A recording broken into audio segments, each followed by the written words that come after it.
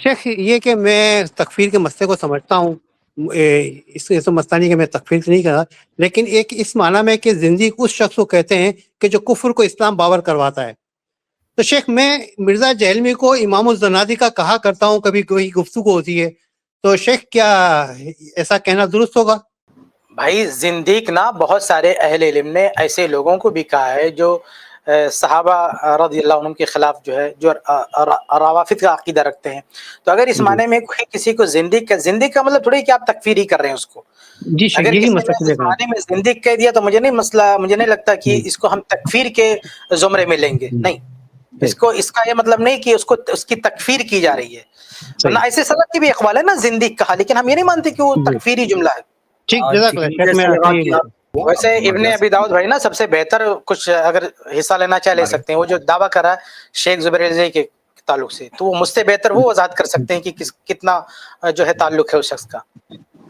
نہیں شیخ، اگر اس بارے میں آپ کے پاس معلومات ہے تو آپ اس کو ضرور شیئر کیجیے۔ جی شیخ، اس نے دراصل مسئلہ یہ تھا کہ اپنے آپ کو جب یہ یعنی کہ بقول خود یہ جب تحقیق کے میدان تحقیق کر رہا تھا تو اس وقت اس نے مختلف لوگوں سے تعلقات قائم کیے، سوالات کیے، تو اسی طریقے سے شیخ زبیر رضی صاحب سے بھی تعلقات کیے، اور اس نے کچھ سوالات کیے ہیں، کچھ 100 کے قریب سوالات ایک مجلس میں، اور شیخ زبیر رضی جو ہے وہ ذرا کہتے ہیں بڑے حسن اخلاق کے مالک تھے اس حوالے سے، اور انہیں حسن زن رکھتے تھے، انہوں نے اس کے سوالات کے جوابات دیے، وہ اس سے ریکارڈنگ کر لی، اور اس کے علاوہ کبھی کبھار ملاقات ہوتی رہتی ہوگی، تو اس تحت یہ کہتا ہے کہ میں ان کا شاگرد ہوں، جبکہ شیخ زبیر رضی نے اپنی حیات کے اندر اس سے برات کا اعلان کیا ہوا ہے، اور ان کی ویڈیو بھی موجود ہے، آڈیو بھی موجود ہے، کہ وہ کہتے ہیں کہ میں اس سے یہ کہ ایک برا آدمی ہے، گندا آدمی ہے، اس سے برات کا اعلان کیا ہے۔ تو یہ جو بات کرتا ہے کہ وہی بات ہے کہ کسی کے آگے سے گزر جانے کے بعد اس کا شاگرد قرار دے دیا جائے، تو کیا کہہ سکتے ہیں؟ دعوے تو کوئی بھی کر سکتا ہے۔ جزاک اللہ خیر، یہ بھی اچھا۔ سلف جو ہے نا وہ ایک بات بہت پیاری کہا کرتے تھے، وہ کہتے تھے کہ بدعتی جو ہے نا وہ بچھو کی طرح ہوتا ہے۔ بچھو جو ہے وہ عام حالت میں اپنا ڈنک چھپا کر کے رکھتا ہے، اور جب تھوڑا سا مامون ہوتا ہے، اس کو موقع ملتا ہے، تب جا کر کے اپنا ڈنک نکالتا ہے اور ڈستا ہے۔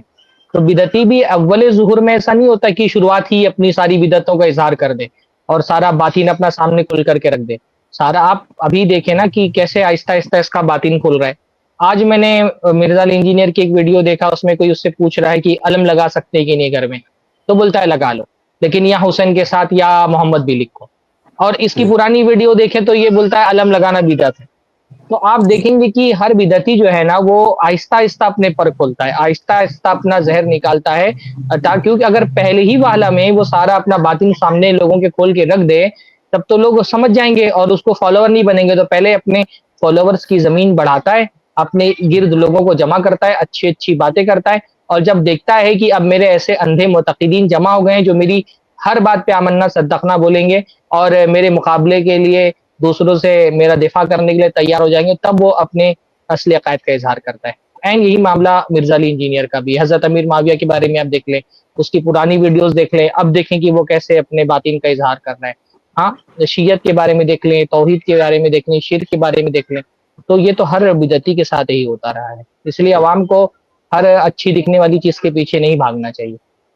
اچھا، شاید اس نے وہ بھی کہا ہے کہ یوم عاشورہ 10 محرم کو کھانا کھلانے کی طرف بھی شاید ترغیب دیا اس نے، جیسے وہ ربیع الاول میں لوگ کھانا کھلاتے ہیں، ایسے 10 محرم کو بھی۔ بہرحال وہ ویڈیو میرے پاس ہے نہیں، اگر کسی کے پاس ہو تو ہمارے پاس بھیجے، میں بھی دیکھوں ذرا کیا اس نے کہا ہے کہ نہیں کہا ہے۔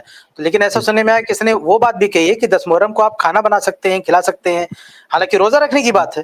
تو وہ شیعوں والی بات کہاں سے اس کے اندر آ گئی کہ وہ سب کو سبھی شیخ اب یہ کیسا ہے نا، یہ فرقہ جو ہے اب اس کو اپنا راستہ الگ کرنا ہے، تو ہر وہ چیز بولے گا اور اس کے ماننے والے اس کے پیچھے پڑ جائیں گے جو بالکل شاذ ہو، الگ ہو۔ جیسے موسیقی کے بارے میں دیکھیے کس طرح کی باتیں کرتا ہے۔ اب یہ چاہتا ہے نا کہ اس کو ایک الگ فرقے کی حیثیت سے مشہور ہو جائے، تو اپنے مخصوص مسائل اب وہ ایک ایک کر کے نکال رہے ہیں۔ موسیقی کے بارے میں نے دیکھا کہ بابا بن رہے ہیں۔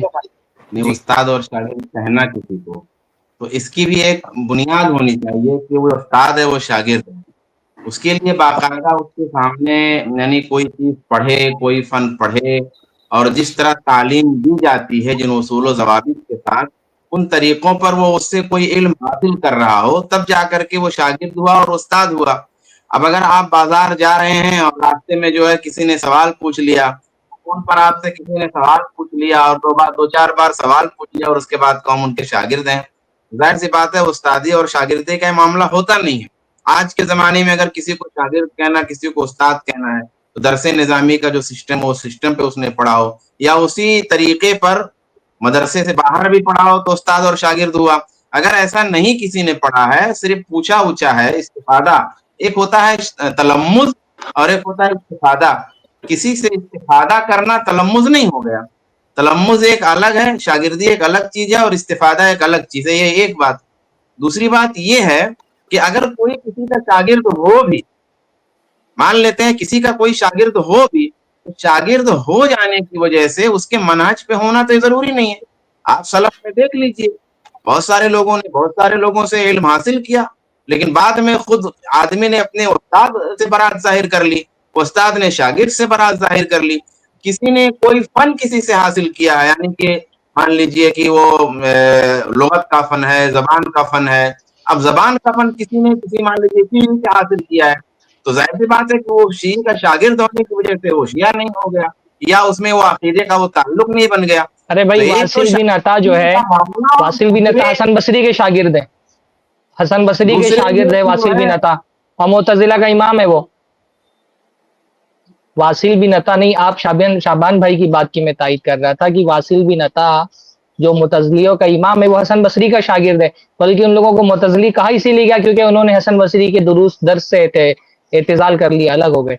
तो इस तरह से तो बहुत सारे आपको लोग मिल जाएंगे जो एक जमाने में थे शागिर्द, बाद में जब उन्हें गुमराही आ गई तो वो अलग हो गए और उनके असातिज़ा ने भी बरात का इज़हार कर दिया। जी शाबान भाई कंटिन्यू करें। बस यही बात कह रहा था, तो वाज़ेह करने का मसला नहीं। इस क्लिप की फुल वीडियो देखने के लिए हमारे चैनल पर जरूर आएं। iPlus TV ने एक नया YouTube चैनल शुरू किया है जिसका नाम है iPlus TV इख्तिलाफ का हल। इस चैनल पर सिर्फ इख्तिलाफी मसाइल पर वीडियोस आएगी, लेकिन दलाइल के साथ और भाईचारगी के साथ।